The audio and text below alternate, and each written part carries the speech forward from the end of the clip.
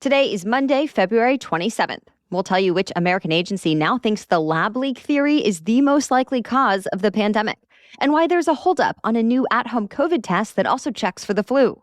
Also, new data about Americans stepping up to help Ukrainians coming to the U.S. Plus, which well-known comic strip is now being pulled from newspapers nationwide, what to expect from one of the tech industry's biggest events of the year, and which movie won big at last night's unusual SAG Awards. Those stories and more news to know next. Welcome to The Newsworthy. All the day's news in around 10 minutes. Fast, fair, fun, and on the go. I'm Erica Mandy. Thanks so much for being here. You ready? Let's do this. Well, it's a huge shift from one American government agency about how COVID-19 actually came to be. The U.S. Energy Department says it's not sure, but that it thinks the most likely cause of the pandemic was a mishap at a Chinese laboratory. News outlets like the New York Times and Wall Street Journal cite sources who say the update was laid out in a classified intelligence report that went to the White House and key members of Congress.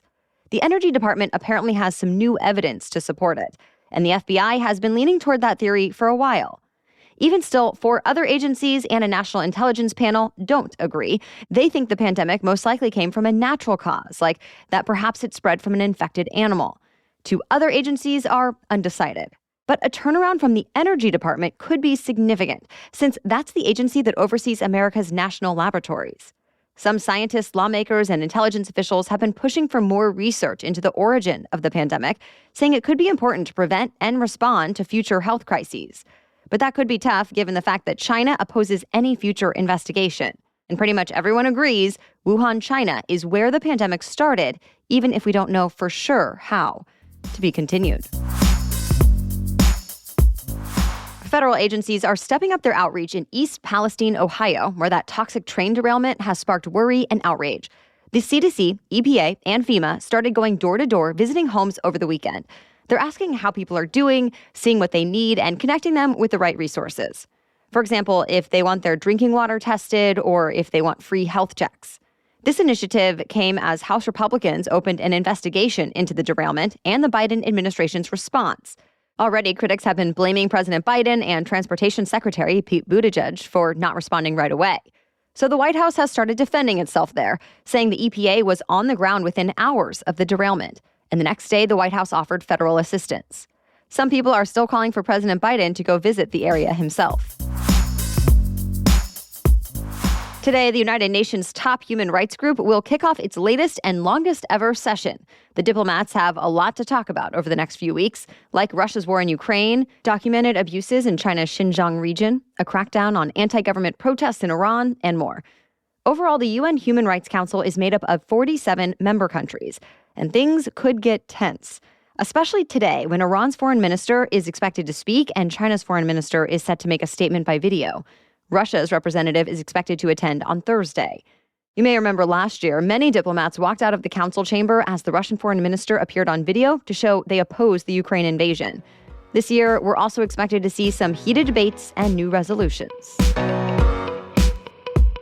1 year into Russia's war on Ukraine, more than 200,000 Americans have stepped up to help Ukrainians come to the U.S. New reports cite federal data that shows Americans in all 50 states have applied to sponsor those looking for safety since the war began. So far, more than 250,000 Ukrainians have actually arrived here, and around 115,000 of those came under the program set up last year called Uniting for Ukraine. It's an unprecedented policy in the U.S. that helped fast-track the process, bringing 4 times as many people into the country last year than the traditional refugee admission system. Of course, it's just a small fraction of the millions displaced by this war. And technically, the Ukrainians coming to the U.S. through the program are not legally refugees, which would have offered a path to permanent residency. Instead, they have 2 years to stay.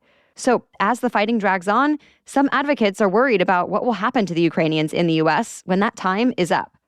Biden administration officials, though, have responded to critics who say Ukrainians are treated better than other migrant groups by saying the difference is most Ukrainians plan to return home when the war ends. Stay tuned. A winter storm that brought rare snow to Southern California is now bringing snow, sleet, and freezing rain to parts of the Great Lakes and East Coast. The people expected to get the brunt of the storm today live in northern Wisconsin and northern Michigan, as well as most of New England. That's not quite as unusual as what we saw the last few days. In California, even people in deserts and valleys got a fresh dusting of snow.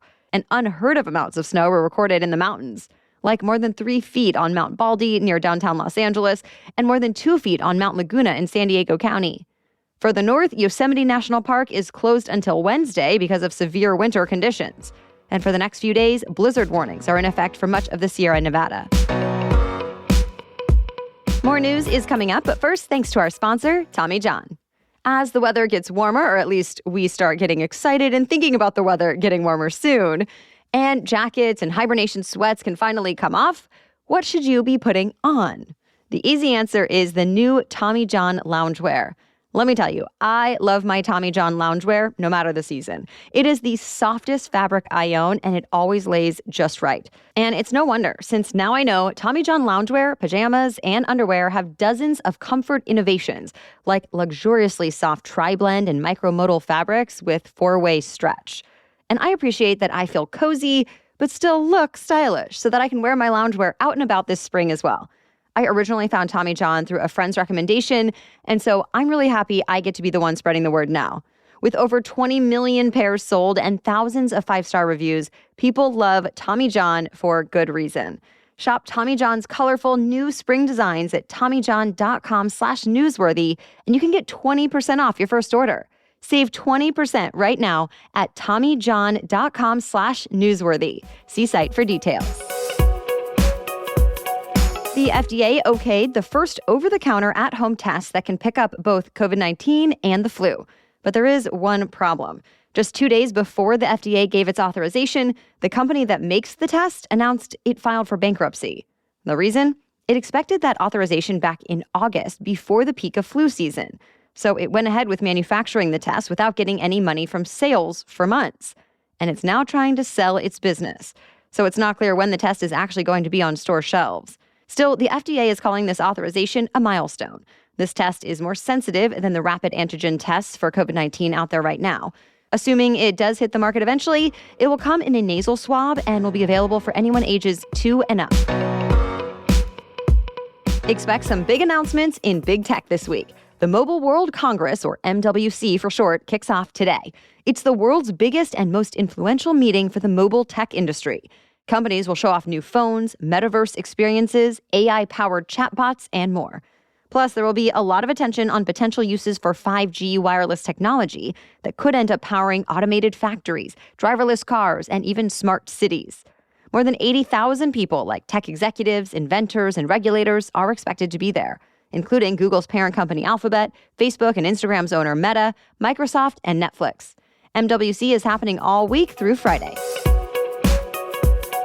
One well-known comic strip is getting pulled from newspapers all around the country. Hundreds of publications like The Washington Post, New York Times, LA Times, and USA Today Network announced they will no longer publish Dilbert.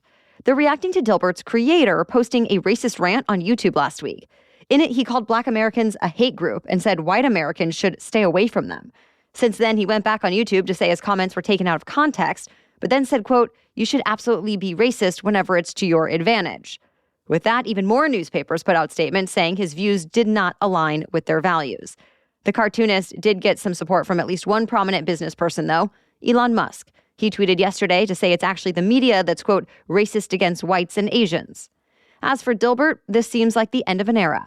It was first created in 1989 and at its peak appeared in more than 2,000 newspapers. Major League Baseball spring training kicked off over the weekend, and already there's been some controversy over new rules, specifically the pitch clock. Starting this season, pitchers will only have 15 seconds to throw a pitch with the bases empty and 20 seconds with a runner on the base. Otherwise, they get a ball. And batters get a strike if they're not set in the batter's box within 8 seconds. MLB officials say the idea is to create less downtime and shorten the time between baseball's most exciting actions. A few team managers said they liked the change, but not everyone agrees. In at least one game, it left players and fans pretty confused. The game was between the Boston Red Sox and Atlanta Braves. It was tied in the bottom of the 9th inning with 2 outs and the bases loaded. And Braves player Cal Conley was at the plate. But the umpire decided Conley wasn't ready within 8 seconds. And with that, he got an automatic third strike. Even Conley didn't realize he was the one who was being called out at the time. And announcers and fans really got riled up over this. But it happened, and the game ended in a tie. So now baseball executives acknowledge the rule will take some getting used to, but they say that's what spring training is for and that things should go more smoothly by opening day. One of Hollywood's biggest nights went on like never before. After more than 2 decades on television, the Screen Actors Guild Awards were only available streaming online last night on Netflix's YouTube page. The SAG Awards are significant since actors vote for each other, and it's often considered to be a preview of the Academy Awards. This year, the overwhelming winner was the movie Everything Everywhere All at Once. Also last night, Sally Field won the Lifetime Achievement Award, reflecting on her decades-long career that started in the 1960s. As for the next big award show, the Oscars are coming up in less than 2 weeks, March 12th on ABC. That's it for the main news, so now it's time for Money Monday, when we talk about one interesting money-related news story. But first, a message from our sponsor, Rothy's. From cutting down on using paper towels to repurposing certain containers, I'm trying to take some new small steps to being more sustainable this year. And one way I've continued to make a sustainable choice is buying and wearing Rothy's shoes. Rothy's shoes and bags, well, everything at Rothy's is sustainably made with their signature thread repurposed from single-use plastic bottles, over 146 million and counting. Fan favorite shoes like the flat and the point are made from about 11 recycled plastic bottles. And the best-selling lightweight tote is made with about 618 grams of ocean-bound marine plastic. And yet, I would want to buy Rothy's regardless. It is such an easy choice because I love the look and feel of my Rothy's shoes. Both my flats were so comfortable right out of the box and have continued to treat my feet right every time I wear them. They are chic, sustainable, and have amazing quality. 45,000 five-star reviews and counting cannot be wrong. For stylish and sustainable shoes, shop Rothy's and get $20 off your first purchase at rothys.com/newsworthy. That's $20 off your first purchase at ROTHYS, rothys.com/newsworthy. Okay, now back to Money Monday. It's being called a credit gap. Since the pandemic first started, no other age group in the U.S. has racked up debt at a faster pace than people in their 30s. That's according to the Federal Reserve Bank of New York. The bank says American 30-somethings have a collective balance of more than $3.8 trillion. That's a 27% jump from late 2019 and the steepest increase of any age group. So what's happening with millennials exactly? Well, the Motley Fool says they really have been dealt a rough hand. Most of them started their careers right around the time of the financial crisis of 2008. Then, as they were starting to turn a corner in their careers and start families, there was the pandemic. Then, of course, inflation. So the cost of childcare, starter homes, and cars are way more expensive now than they used to be, just as millennials have gotten into the market for all of it. Plus, that age group owes more student loan debt than any other in the country. So financial planners say Americans in their 30s may want to take some action now, like cutting back, making a budget, or starting a side gig, as a few examples. All right, thank you so much for listening today. We'll be back with much more news to know tomorrow. For now, have a great day.